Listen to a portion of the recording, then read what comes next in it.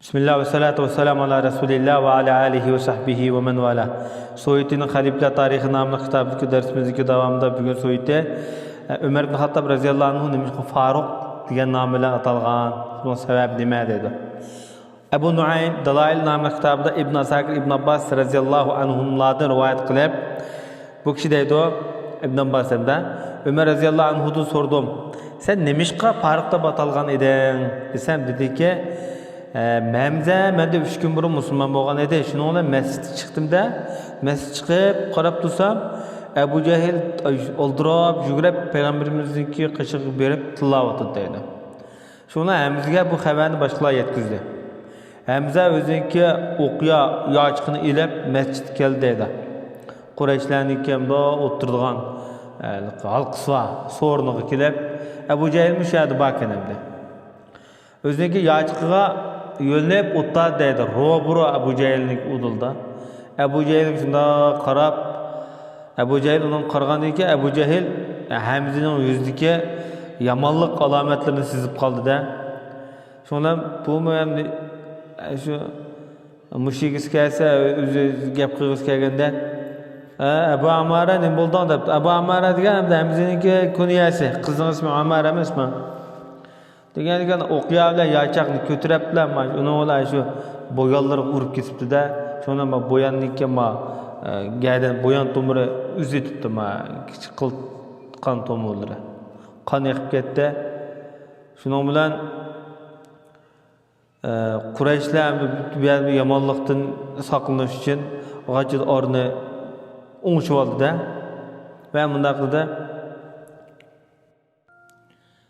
Peygamberimiz hamda şu mezgillerde Erkam ibn Erkam'niki uydaki yoşurnub oturup dikendeydi şu aralıkta da ikisini arada ciddi bulatkan mezgilde. Şunla Hamza derhal yürüp şu yatı Müslüman bulup gitti dedi. Hem bu Resulullah'ın tağısı Peygamberimiz boğan müdahalıkı istaşlıkı kozgulup gitip şunu olan Müslüman boğan dep bunu şunaktaydı.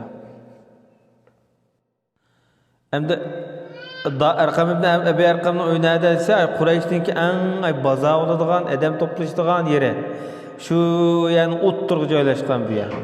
Bu chiroq to'y qarang'ida Peygamberimiz sahobalarla uchrashadigan o'rinni shu yerni bekitib, shu yerda ko'proq diniy faoliyatlar so'rinlar bo'lgan hamda. Shuningla Umar deydi hamda shu ish bo'lib, men 3 kundan keyin chiqdim ham taloqsir chiqdim. Mahzum jamoatdan bo'lgan biraylar hamda. Dedim ben, vay sen atı boğularının dindin yenip Muhammed'nin dinine ergeçtin mi deb soraptı men. Desem bu cevap verip dedi ki, eğer unda kıysam çok, sana mendimi bekrek, haqliq bo'lgan bir shunday qildi. Men o qildim mesela, niki uyanga egonmamsa degandek bir gap edi. Sana mendimi haqliq bo'lgan bir shunday qildi degan kim o desem, sana ola kuyoğlam, sana yo'ldoshi dedi. Şonda men derhal ushul taraf qilmasam, g'ong bir xil ovoz anıldım dedi, chiqib tuyda. Kirib nim bu desem shu arliqda nurg'un gap so'zi bo'ldi arliqimizda. Shonda meni kuyo'g'alniki beshidan tutiblam uni urib qon to'tibdi men. Singlim qo'pab ketdi, o mening beshimni tutdi dedi singlim kelib etilib. Va dediki shu vaqtida qanday qilsan? Sen qarshi chiqsangmi biz shunday bo'ldik, musulmon bo'ldik, qanday qilsan? deb shunday dedi. Men bu yerda qonni ko'rgandan keyin bir xil xijil bo'lib qoldim.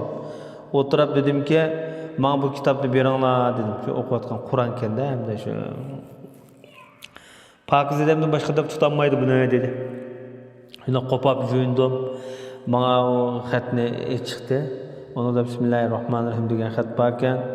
Dedim şu vaqtda bu nayet yaxshi güzel isimlar ekan deb şu vaqtda estağfirullah Taha ma anzalna aleykel Qur'ana litashqa degan sura oyatda lahul asmaul husna degan yerga. Shuni yuragimda nayet bir xil hayvatlik bo'linib bo'lishdi. Dedim men Qurayshlar yurayotgan nas mushumu deb shuni bilan musulmon bo'ldim men. Dedim şu vaqtda Resulullah nerede desem Erkam'ın oğlusida degan şu yerga berib musulmon bo'ldim demek. Yani şu yerga berib ish qilajaksam O halkın hemimiz topluşup yaptı. Hemimiz ular bundak dedi. Ne buldu ona? Dedi ki Ömerke dedi. Ya işine içinler. Eğer yaxşılık çıkarsa undakça. Eğer yamanlık çıkarsa öttüretle bol buna dedi. Peygamberimiz anlap çıkıp Ömer şu vakti şehadet etti. Öydükülün hemmisi Xuday mescidki adamın anlıqdaki derecede tekbir etişip ketdi. Xuşal olup ketdi. Dedim ben ya Resulallah biz haq üstüde emesmi? Degeni ki Peygamberimiz şundaq dedi. Dedim nemiş bunday öfürünüp yürüyemez? Dep şunla biz iki sep bulup çıktık. Bir sepnin bir şey men, yani bir sepnin bir şey Hamza. Şuna biz mescid girdik dedi. Kureyşler mana Hamza'ga qarab, ularga şu vaqtda nat bir xil g'amnaqlik yetdim deydi. Çünkü bu Kureyşlarning cho'ng katta palvon gap o'tadiganlarda bular. Peygamberimiz beni şu vaqtida Faruq deb atagan edi. Çünkü bu adam haq bilan batılning ayrıqsini ayırgan adamda şuna. Faruq degan gap haq batılning arasini ayırg'ich degan bo'ldi. Shu kundan boshlab Faruq deb atalgan. Peygamberimizdeki dağınık sahabelerindeki köpleriniki özü layık lakamları batı ya. Ebu Bekir Sıddık'ınkini etek de batakan o. Ma kişininki Faruk. İbn-i Sa'd, Zekvan degen kişine rivayet kılışça bu adam deptim Ayşe'ye mundaq dedim. Faruk'ni, yani Ömer Faruk'ni kim Ömer Faruk dep atagan desem, Peygamberimiz ne atagan dep şundaq dep cevap bergen ediydi.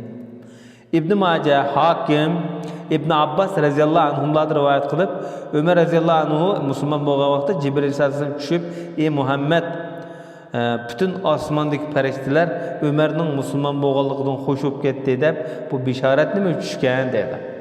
Bazzar, Hakim qatorliq hadis olimlari İbn Abbas'ın sahih holatda rivayet qilgan bir hadisda İbn Abbas shundaq deydiki Ömer radhiyallahu anhu Müslüman bolgan vaqtida mushriklar shundaq deganki bugün bu haqlar hamda bizden işte yerim bulab qoldik hamda deb shunday deganki Ömer roziyallohu anhu Müslüman vaqtda jiq musulmonlarga aziyat bermaydigan darajada bo'lganda hamda biz tanishib qoldik deb kuchda shunday degan.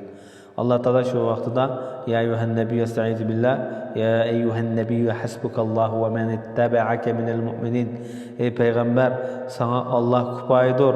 Sana ergeşken müminler kupayidir degan bu ayetni shunday degan. Yoki ey peygamber sana Allah ve sana ergeşken müminler Allah kupayidir deb bunday tafsir qilingan. İmam Buxoriy rahmetullahi alayh Abdullah ibn Mas'ud degan sahabedan radhiyallahu anhu rivayet qilishicha biz Ömer Müslüman bo'lgandan keyin biz aziz, mukarram yaşagan edik dedi. İbn Sa'd Tabrani İbn Mas'ud rivayet qilib Ömerning Müslüman bo'lishi bizga nisbatan musulmonlarga nisbatan bir fatih deydi. Fatih degan bir shaharni ishg'ol qilib shuni kontrol qilsa fatih bo'ladi. Demak Ömerning Müslüman bo'lishi bir xil utuq natija. Onun hicreti bir g'alba edi deydi, g'alba. Onun imamı, onun yani bizge halif bo'lgani bir rahmet edi deb sifatlagan. Abdullah ibn Mas'udning Ömerga bergan bahasi mana. Biz Ömer Müslüman bo'lgan qadar Beytullahda namoz o'qiyanmaydik deydi. Biz o'zimizdan ashta qaraydik biz. Ömer Müslüman bo'lgandan keyin Ömer ular bilan urush jidal qilib yurib, oxir ular bizni qarunmidi, shundan biz namoz o'qiy oladigan bo'lgan deydi. İbn Sa'd, Hakim, Huzeyfe radhiyallahu anhu'dan rivayet qilinishicha, Ömer radhiyallahu anhu Müslüman bo'lgan vaqtida Mamamda Huzeyfe radhiyallahu anhu'dan sahabalarning biri bir bahasi Ömer Müslüman bo'lgandan keyin bir islom nimaga o'xshaydi degan vaqtida bir tiz yugurib kelayotgan yoki ilgirlab kelayotgan bir odamga o'xshaydi. U kelgan sir bir xil yaqinlashadigan, ashta tuyg'u berdiganda Ömer radhiyallahu anhu shahidlab o'lib ketgan vaqtda islom bir yiroq ketayotgan odamdek ketgan sir yiroqlab ketayotganda mushta tuyg'uda mushta ta'sirda bo'lgan deb Huzeyfa Ömer radhiyallahu anhuga bu bahane bergan. İmam Tabrani rahmetullahi alayh bu hadis alimi Abdullah ibn Abbas radhiyallahu anhumlardan rivayet qilinishicha İslamiyetlik tunji qitim oshkora jaranglik tarqitib oshkora ijro qilgan odam Ömer ibn Hattab edi dedi. Bu hadisning isnodi munoyat go'zal hadis, yani sahih qabul qilish tegishli hadislar qatoridan. İbn Sa'd, Suhayb degan sahabeler rivoyat qilsa, Umar roziyallohu anhu musulmon bo'lgan vaqtida islom namoyon bo'lgan, oshkor bo'lgan deydi. Hatto islomga oshkora da'vatni boshlagan odam shu deydi. Biz Beytullohning atrofida biz halqolab, bunda cho'gilab, 7dan 8dan 10dan halqolab o'tira oladigan bo'lgandik. Beytullohni tavob qila oladigan bo'lgan edik deydi. Bizga qo'pol muomala qiladigan kishilar bilan ancha-muncha bir tanglishalaydik deydi. Bir-birini deyishalaydigan holatda bo'lgan deydi.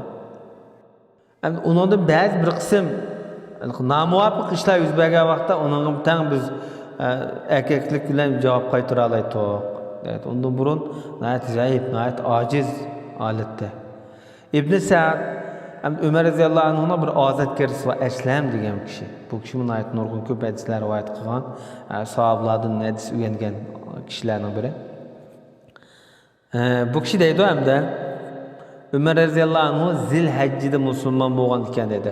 Payg'ambarlikning 6-yili shu vaqtida 26 yosh ekan deb shunaqda dedi. Bu ham nihoyatda sahih rivoyatlar bo'ldi. Chunki biz oilasiga kishilar rivoyat qilgan narsa bakrak tarix ilmida sahihlik tarafini ayt kuchlik bo'ldi.